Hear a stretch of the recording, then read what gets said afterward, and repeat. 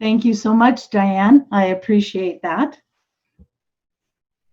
And it's kind of cool to talk to people out in Ontario. I'm really excited. This is a first for me. I was to come to the conference, but yeah, so we're doing it this way instead, and this is exciting. Here's just a little bit more about my personal life that I didn't send to Diane. And these are the 3 organizations that I volunteer with at this time. The talk is called Treasures and Truth. We all have these family treasures that have been handed down from generation to generation. We don't have the heart to throw them away, but we just can't keep them.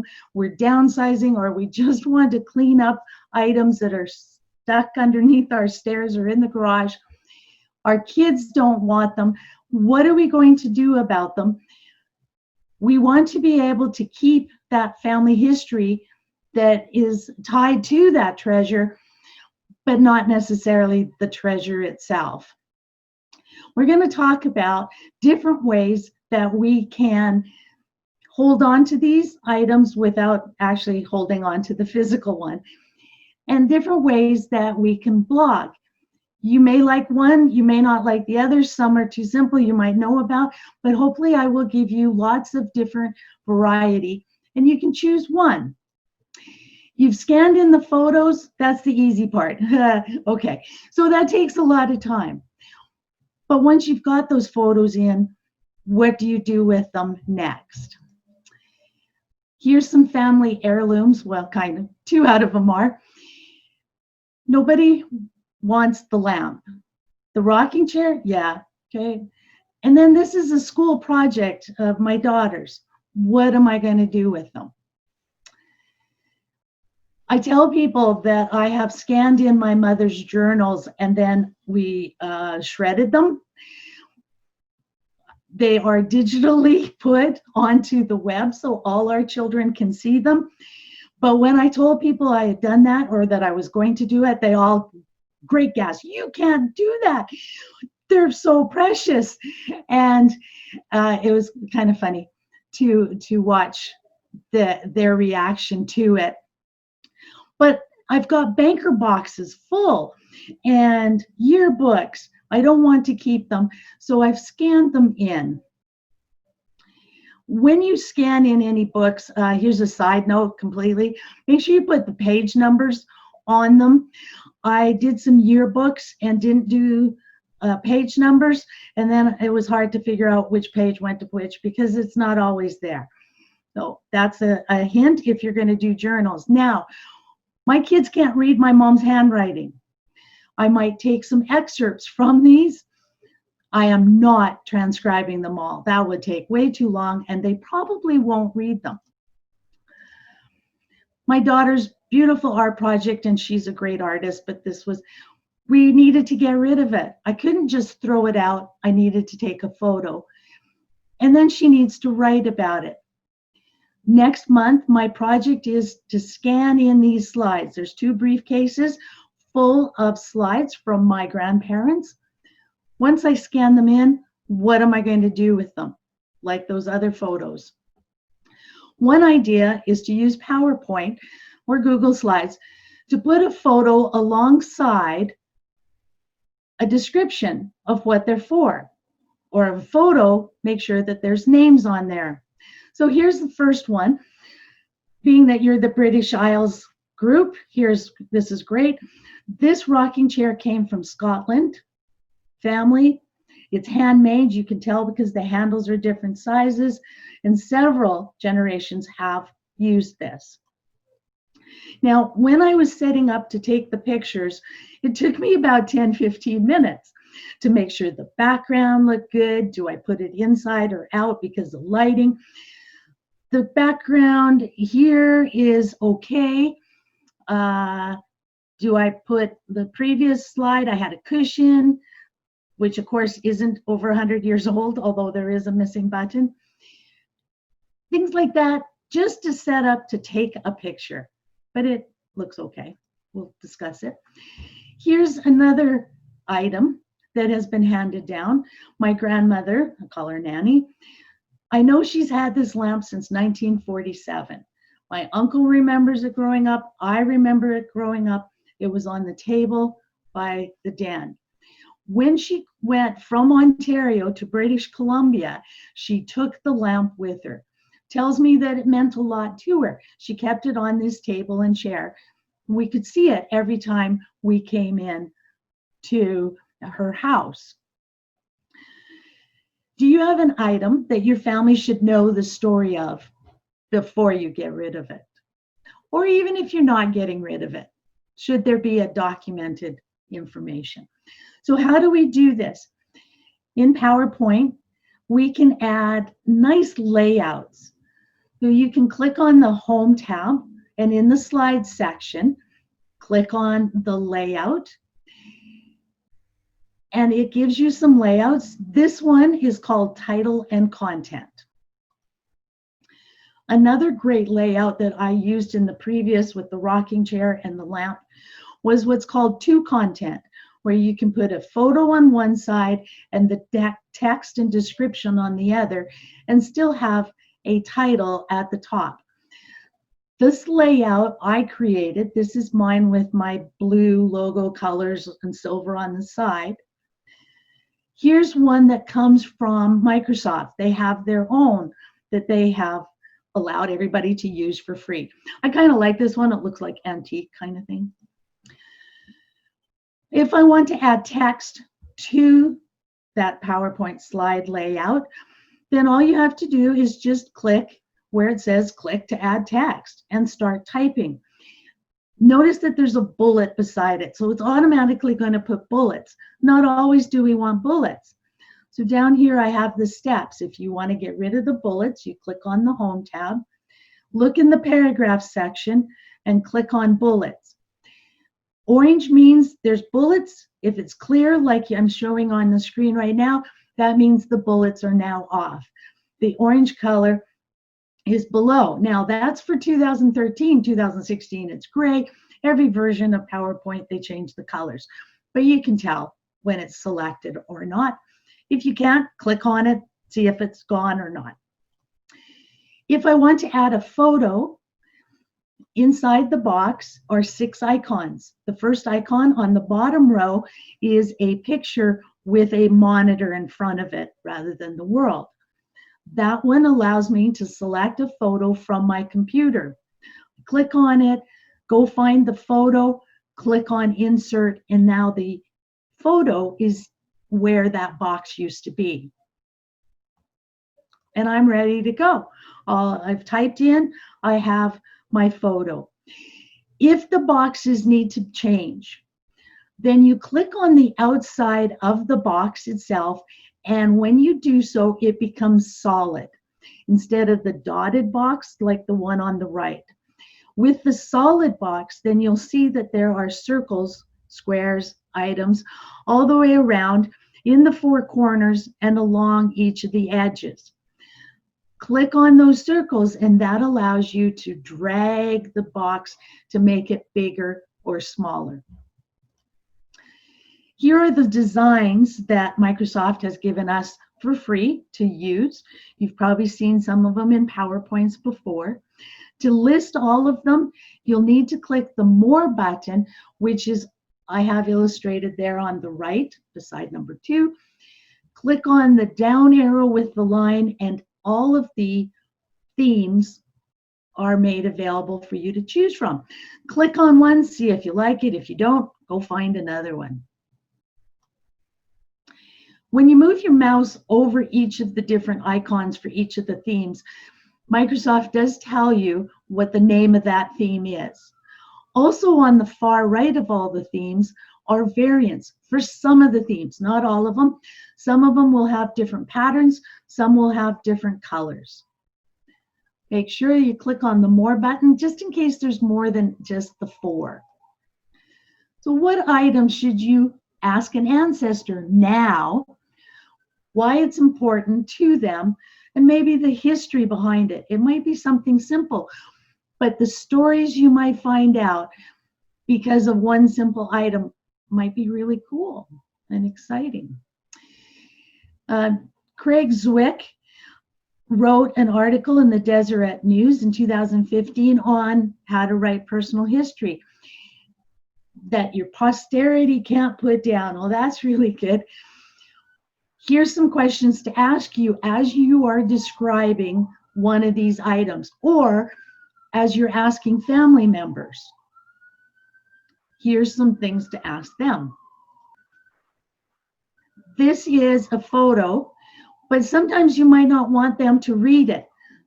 My grandmother, who I called Nanny, had this lamp from at least 1947 until she died at age 99. My uncle remembers it in the house they moved into in that year, and as he continued to grow up. So I'll just stop it.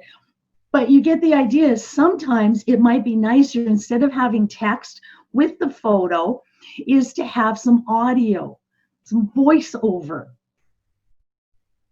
The next generation reading, yeah, they know how, they do great, but they'd rather listen. What we can do instead is click on the slide that we want to add auto. Now, make sure you have good headphones, test them out, write a script. As you are reading it, make sure that it doesn't sound like you're reading it. Go over it several times, test it, record it. If you don't like it, do it again. It doesn't cost anything. It's all free, just some time. So we click on the slide, you click on the Insert tab, click on Audio, click on Record Audio, and then it asks for a name. So type in a name of what this audio is about.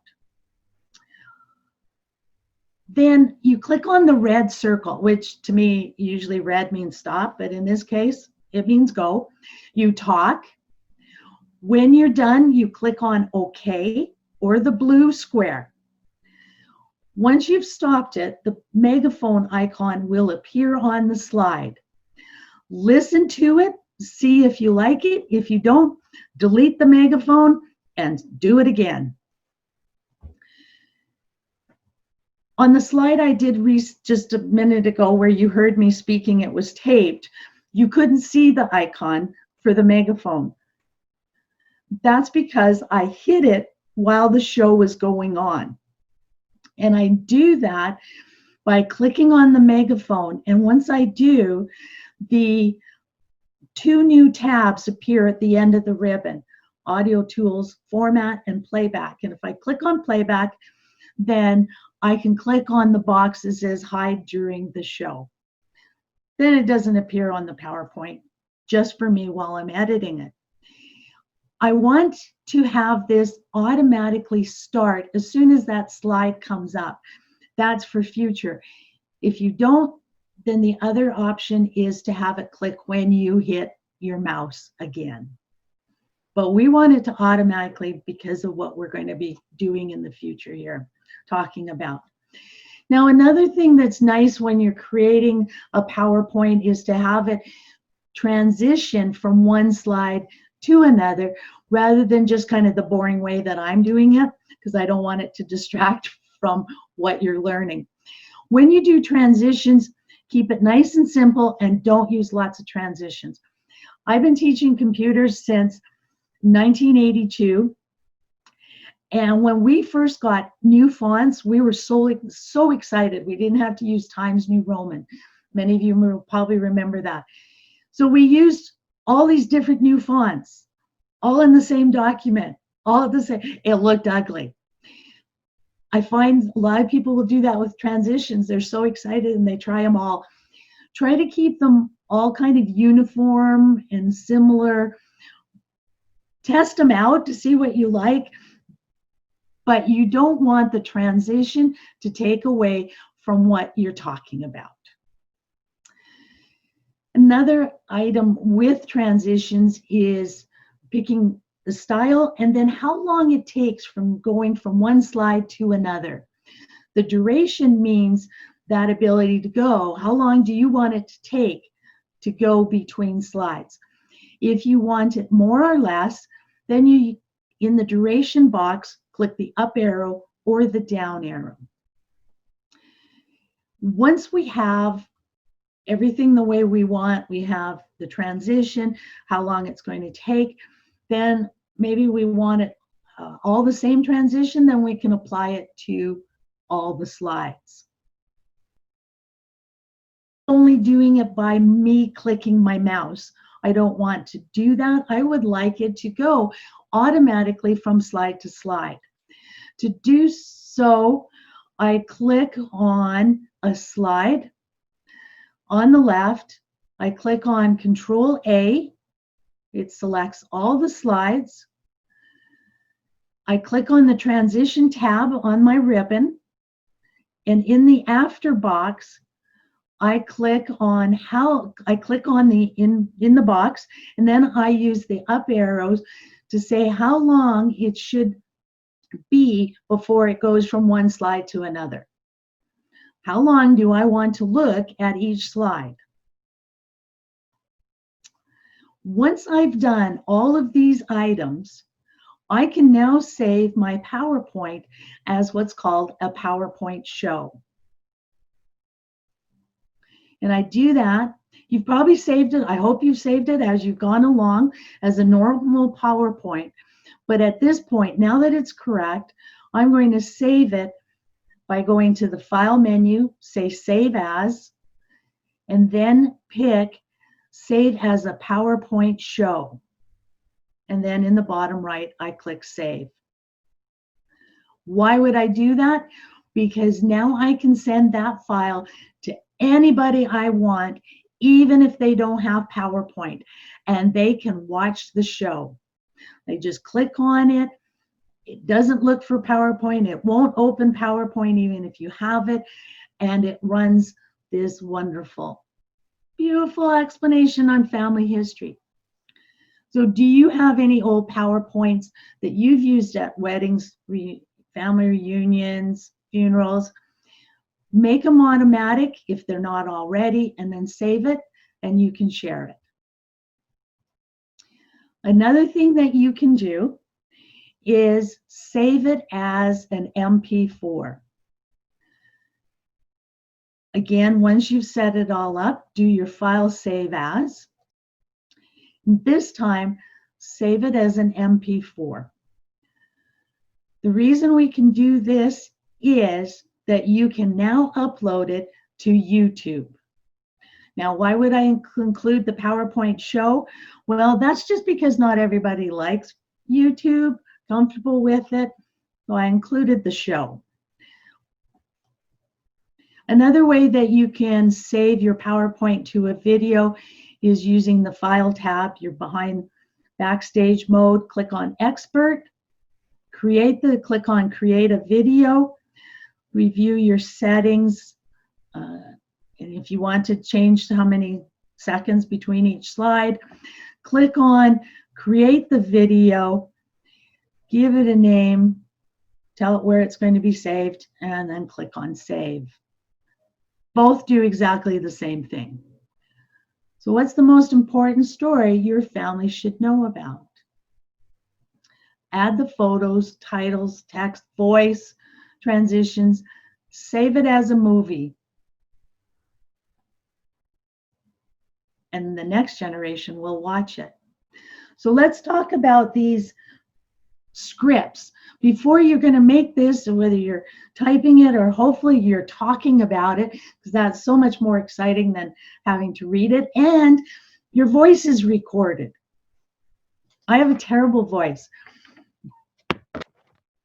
but others, my grandchildren would like to know what my voice sounds like. And they want to know what yours sounds like. I noticed there's two things that as the announcements were going through, Ruth is talking on October 10th on writing family history. Anything that she talks about, you can use when creating a video, creating vlogging. Another thing is the writing SIG as a handout. I bet that whatever they have there would also help with writing ideas or figuring out what to vlog about. Amy, I'm sure most of you have heard about, she has this email she sends out once a week on 52 different items to talk about on ancestors. Take one of those. If you don't know what you want to talk about and make a recording of, pick one of hers. Follow hers, but instead of blogging about it, make a vlog about it. Lynn, who probably some of you know personally, has a great family history writing studio website where she has writing prompts. Go through that list. Pick something to vlog about. She also mentioned in one session I listened to, tip number 1, pick one ancestor and write one story. I love that idea. Same thing. Create one video for one story of your ancestor or of yourself too. Remember that when you're writing it, it's nonfiction. Don't fictionize it. Don't embellish it. Be honest. Tell the facts, but be real. State how you feel. And the nice thing about using your voice is that more people can tell how you feel about something than they can with text. Now, we have a daughter who can write, and you know exactly how she feels. Me, no, not so much. But my feelings often come out in my voice better. State what you know. If you don't know it, say it. That's okay. So we're going to start creating videos from PowerPoint. We've done that. We know how to do that. Let's now try, if you like, to record videos from your phone camera. You may have done it. Now, whenever I say let's do a video, people go, because they think like they have to be in the video. Not necessarily. If you don't want to be in the video, that's okay. But it would be nice to hear your voice. And of course, there's pictures, but I understand. If you grab your phone, you'll see that you have hopefully an icon that has a camera. Now, you would first set up the scene. Remember, just taking the picture of the rocking chair took me 10-15 minutes, and the background was clean, but it was which pillow goes where, and anyway, we'll discuss that. We click on the camera. Your camera will look like what's on the right, and then you click on the video camera. When you click on the video camera, your screen will turn to what's on the right again, and you're going to click record. I mean, unless you want to go live, but we're going to click on record. You're going to point the camera at what you want to record, and you're going to turn your camera to landscape. What you're seeing on my screen right now is what we call portrait. It looks like a family portrait. We want it this way. What's called landscape. Once you have it in landscape view, then you're going to click the red circle. You're going to tell the story and talk as if you're talking to somebody. Then you stop the video once you're done by clicking on the red square. As you can see, this video I made was 6 seconds long. So it's very nice. It tells you how long things are going to be. Once you've finished it, it does show up on your list in here on your phone. Cool. And if you don't like it, delete it. Do it again. It's not costing us anything. So when you're writing out the script, write it out. Write as if you were saying it. Read it over so that you're not stumbling as much. You can hold the script as you're recording, unless you're in the video. Nobody will know you've got the script beside you. Read it out loud. Time yourself. Do you need someone to take the video for you? Do you have a tripod? Or are you going to do a selfie with a selfie stick? Now, sometimes when you're doing it without a selfie stick, our shoulders get up high, we're not relaxed, it doesn't look as comfortable. Selfie sticks are good because the button is at your hand. Are you going to be able to hold it the whole time you're yapping? And if your phone instead is on a tripod, you're going to have to start it. So you're going to have to walk over and click on it. And are we going to see you walk back? So these are all things that you need to think about. Oh, another thing, location. Do you want it where the story took place? Can you do that? Is there background? Is it distracting? Do you like my zebra cushion in the background that has nothing to do with the rocking chair? What's wrong with this picture? Well, you can see Snoopy and a box full of photos, and you're probably looking to see of all the books that I've read or that I have instead, and it's hard to see the lamp itself. So background is important. I have the desk and the lamp in front of my front door, kind of where it was at my grandmother's house, except it was on the inside. This is dark. It's hard to see items because of the shadow. This place I have better lighting, looks nice, but are you looking at my rocks or my tree? But that's fine, doesn't really matter. And when I was worried about only showing you part of my family room, that's because this is going out to the world. If it was family, it doesn't matter because it actually might bring up more stories when people see items around the house. They know the house. They don't care. So inside out, think of what directors have to go through as they're thinking about shadows and inside and out. And if people are in it, you want it to be cloudy because they don't want to be squinting, but you need enough light. Okay. Also, background noise. I don't know if you heard the siren go by just a second ago, and it's also raining outside, which you can't hear. But as you're setting up where you're going to do it, will there be cars driving by? Kids playing? Is the dishwasher, washing machine going? You'll want to find a location where there's not background noise. Now, I created this, and I'm just going to play part of this for you. Our son Jonathan has always loved water. I remember him standing on the edge of our carport when it was raining. He was less than 2 years old. He would put his hands out to feel the rain. I decided that it might be fun to actually do the video when it was raining because I was talking about rain. Now, this is not the same house or province, but I don't know. I thought that maybe that would add to it. So sometimes noise might help make the video more exciting. I'd like to hear your thoughts on that. So what if a car drives by or sirens or other items? Stop the video, or if you've listened to it and you don't like it, delete it. Start over.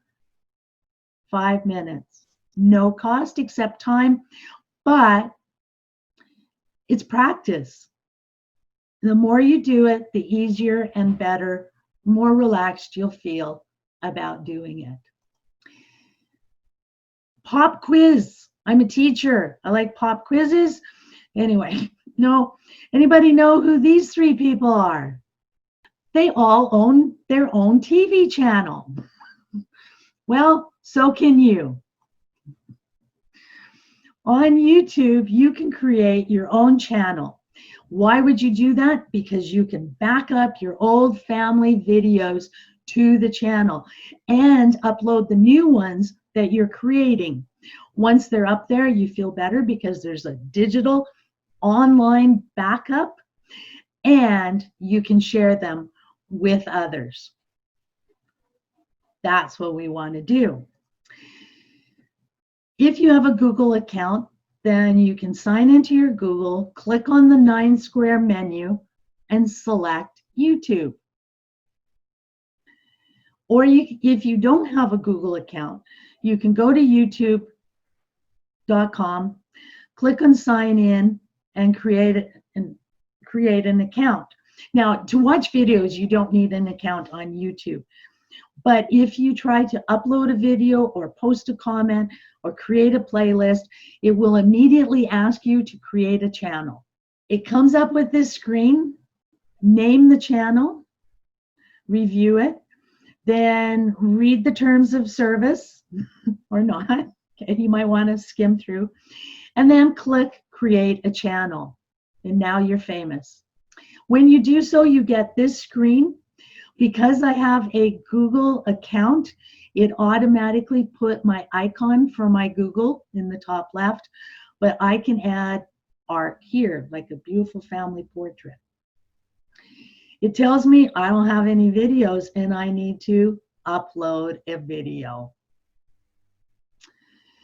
So now in YouTube, if you had YouTube open, on the left is this menu. Okay, mine's on the right, but on your screen in YouTube, it would be on the left. And when you click on home, you might think, oh, that will be the home of my channel. Nope, that's YouTube's home. That's where you see the videos that YouTube is talking about and trending, as you can see, things that you watch, not items that you've contributed to your channel.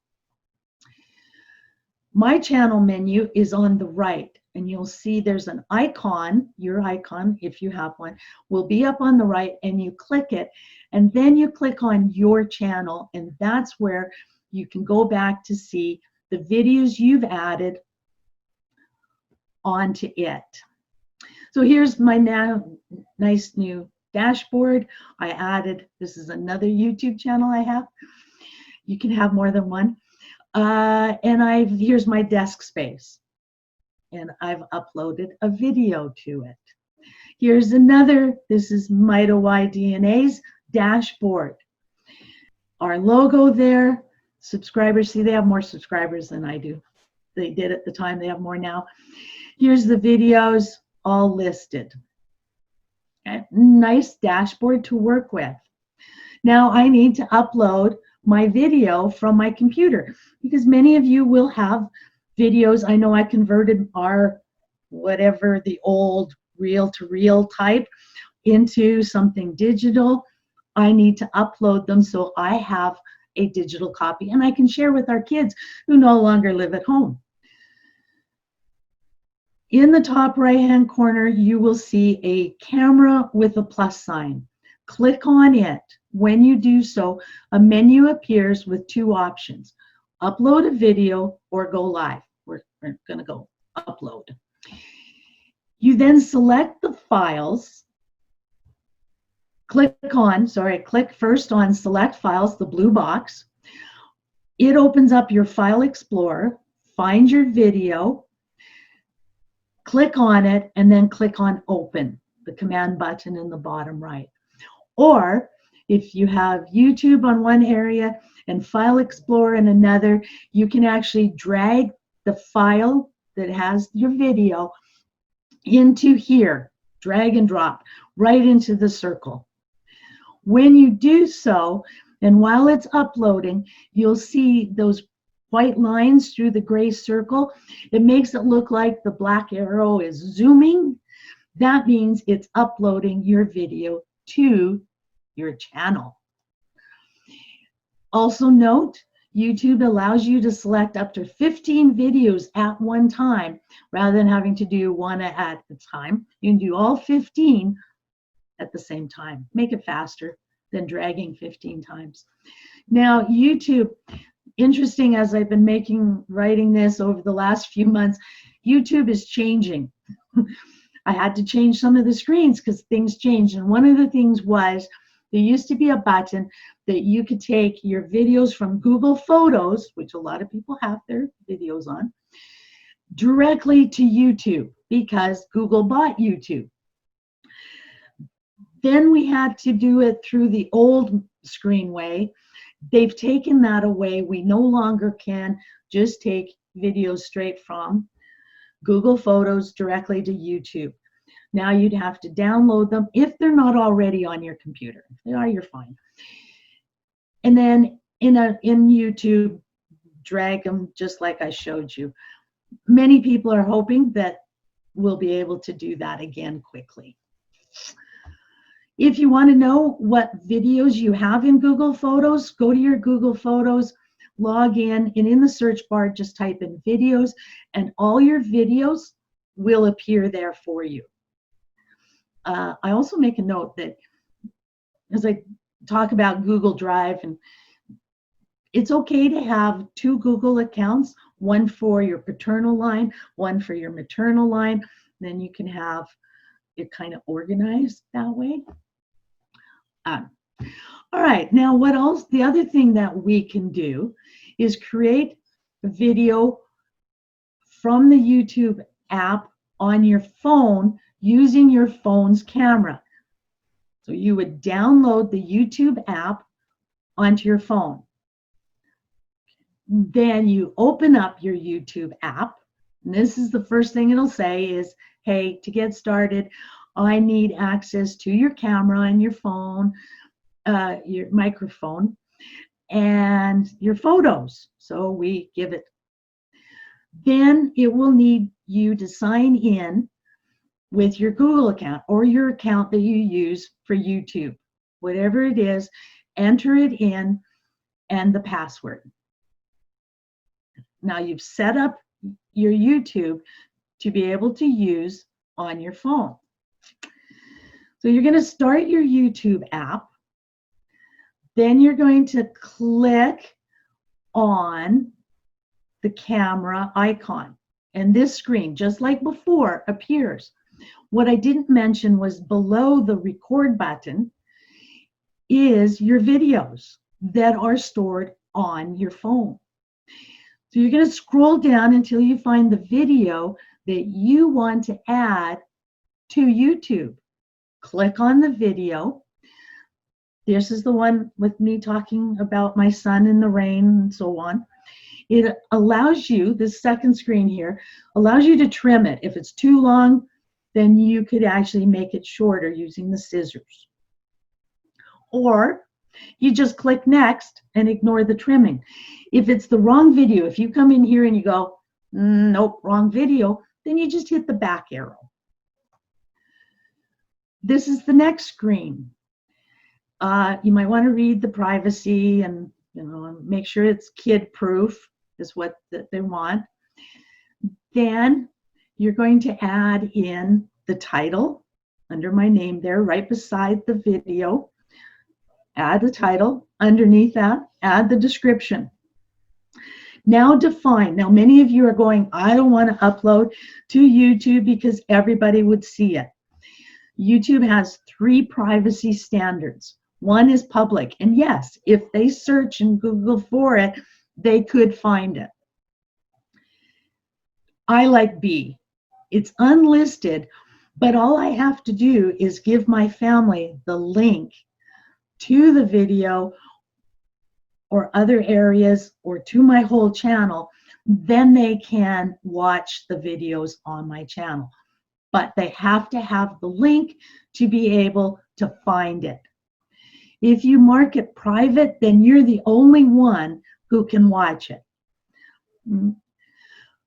At the bottom, then you can add a location. Now, this video took place here in Alberta, but I'm talking about something that happened in BC. So I didn't add a location. I wasn't sure what to put. All right, once I fill in all this information, in the top right-hand corner, I click Upload. My video is now on there, on YouTube, and can be accessed from the computer, from anybody else, whoever's got that link, they can access it on any device. So I would go to my library and click on videos because we want to, share this. If you don't have any videos on your channel, then this is what occurred when I first did it. When I went into YouTube, it says, hey, you need to upload some videos. Okay. When you're uploading, there is this blue lines come as it's processing, just saying that it's processing. So now my video is added to my channel. There's my channel. Now, after we've uploaded, or as you're creating, you're deciding what you're going to do. How long should these videos be? How many of you remember the rest of the story? Each one of those stories was under 5 minutes. In fact, mostly they were 4 minutes. He would tell part of the story that was no names or dates or locations, and then he would fill it in. Now, you wouldn't want all your stories this way, but it's an interesting way to do it. There's some links there if you want to go listen, or just Google. My point here of bringing this up is actually more the fact that these were great stories. People loved them, but they were under 5 minutes. TED Talks, 18 minutes or shorter. When you're teaching, the guideline is that you change the activity or topic every 1 minute for each year of the person, their age. So if they're 15 minutes, time to change the topic up. What if you have a long story or multiple stories about one person, their life, grandma's life? This is kind of cool. If you've never seen these, you'd want to be a Jane Austen fan. But they took the Jane Austen books and did videos, and each video was 4 to 6 minutes long. The first one was the Lizzie Bennet, where Lizzie talked to her video camera. She vlogged, and they went through the whole story of Pride and Prejudice. Emma did the same thing. She talked to her camera, and it went through the Emma story. It's kind of cool. You could do the same thing with the family members. This isn't anything new. Great Expectations was done a year and a half, where it came out each week in a magazine. Wattpad and fan fiction websites are doing the same thing, where anybody can upload a chapter a day, a week, and people read them. Several people have published using Wattpad and going through and asking people what they like. Recent websites, recent authors, these people have done the same thing a little bit at a time, and people love them. What if you have this great story, but it's way too long? Well, is there a point in the middle that you could stop and make it a cliffhanger? Everybody, I never watched Dallas, but everybody knew who the phrase, "Who shot JR?" in 1980. Many others have been very famous about cliffhangers. Literary term says it's a crucial tool for storytelling because it encourages people to come back. So how do you use these? Well, we would have related items, such as maybe you have a whole bunch of stories for 1 year, or maybe you have stories for a location, an area, all the family events that occurred in a city or town. Grandma's keepsakes or collections, spoon collection, tea collection. Where did she get them? Each one of them might be a separate video, or it could be Grandma's life history. We can create a playlist of those videos, and we can put them in a specific order. You can only have 100 videos per playlist. No limit to the number of playlists. YouTube loves you to have them. So what if Grandma's story is more than 100 stories, 100 5-minute stories? No problem. She can have a part 1 playlist and a part 2 playlist. Up to the time she was a playlist for, up to the time she was married, and then after she's married, and maybe she would seem famous to be able to have more than one playlist. So how do we do that? In YouTube, you click on your icon and you click on YouTube Studio. Then this menu appears on the left. That's why I put this one on the left this time. And you click on Playlists. This screen, I don't have any. I can create a playlist.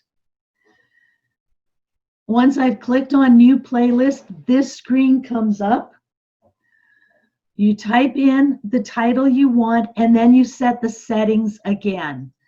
Decide who's going to see it. Again, unlisted, probably the safest.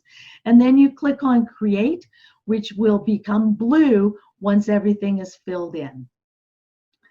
To view your playlist, you go to your channel and click on playlists. I can also add video to a playlist by just going to my channel, click on videos.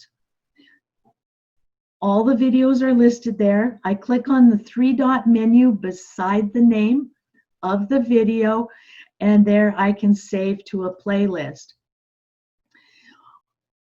Also, if you're watching a video, the playlist icon is underneath it with the thumbs up and thumbs down and the share icon. All the playlists that you've created will be listed there. You can also, you can click on create a new playlist right from here. You don't have to go back and create a new one. If it's not there, make a new one right there. Here's another one, save it. This is the first one. Notice there is a playlist called Watch Later. That's one done by YouTube. So here, there it is. Add a video. Now, two notes. So one I already mentioned is that you can create the new playlist right from the bottom. Number one is that you can have videos on multiple playlists. Maybe you have a playlist for grandma. Maybe you have a playlist for a location, and that video matches both of them. No problem. Add them to both. So here's kind of what a playlist looks like. This playlist only has one video, but my kids are all swimming, so I need to add more. I can click on one of the videos and watch it, or I can click on play all, either way. Now, when it's sorted, listed, it gives you choice of date added or date published. Date added means when you added it to the YouTube. Date published means we don't want either one of those.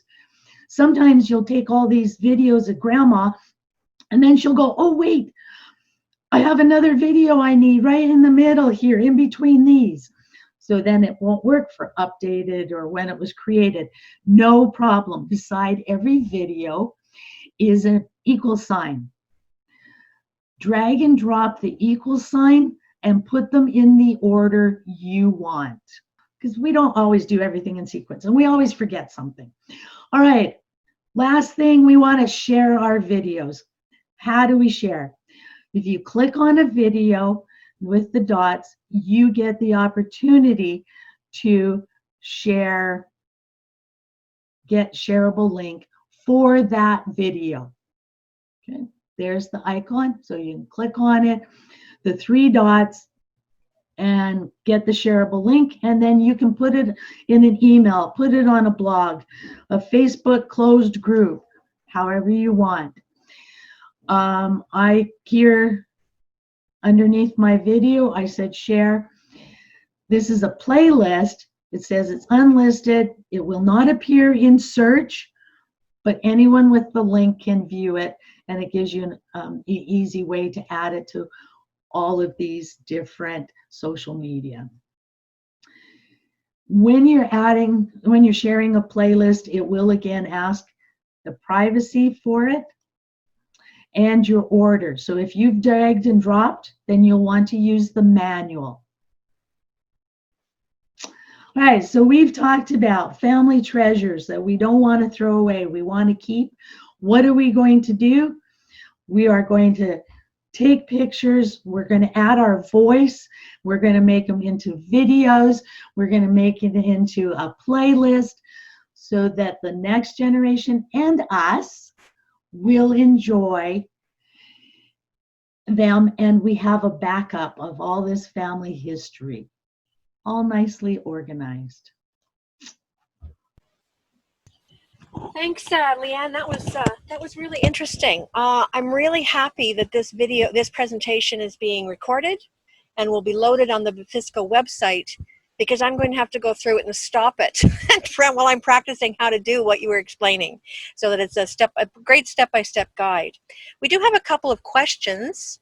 Barbara asks, way back at the beginning, you were talking about your grandmother's diary and your artifacts. Did you try to find an archive or a museum that would take your mother's journals or your family heirlooms before you shredded them or gave them away?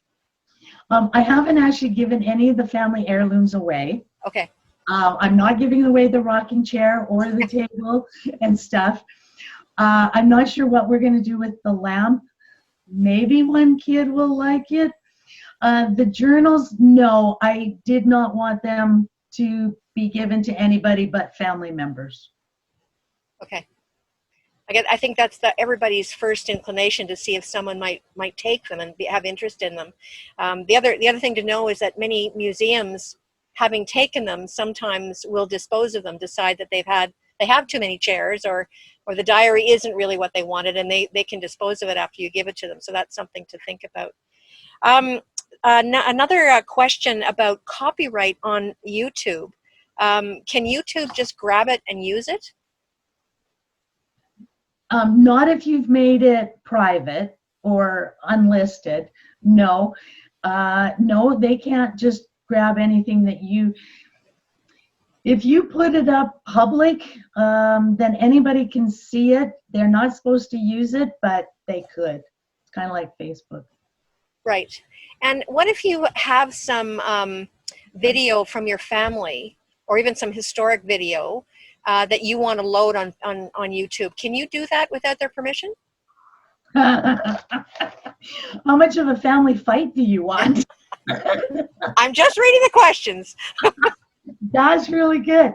No, one of the things that you're checking when you're saying you're uploading is that you have permission and all the copyright for that video, for whatever you're putting up. So one of the things that, I laughed about, don't read, is make sure that you have the copyright for all of it. So no. Yeah, that's the answer to that one. Okay. And finally, does YouTube monitor copyright? Yes. And I can report somebody else's. You can report others. Every once in a while, you'll see somebody will put up a TV show or an episode or a movie, and then all of a sudden it's gone because they did it illegally. Mm-hmm. Okay. Right? Susan asks, can you remove a video from your channel? Yes. Oh, yes. You can delete it anytime. Okay. And that's easy to do? Yeah. Okay. Ellen has asked a question. Do you suggest also having a web page for a vlog? Yes. One thing I didn't mention is that you can put a link in your blog to your YouTube channel, but you can also embed any of your YouTube videos into your web page. So yeah, you can make your own web page that has links too, direct links. Great idea. Okay, and I think there was one suggestion from David. You were showing how to crop a photograph, I think, in PowerPoint. He was suggesting that he finds it better quality if you drag from the corner, not the sides, and that way it won't distort up or down. Just a little hint he passed on. Very good, yes. I pointed out the little circles, the 9 circles, but yes, you'll definitely want to do the corner.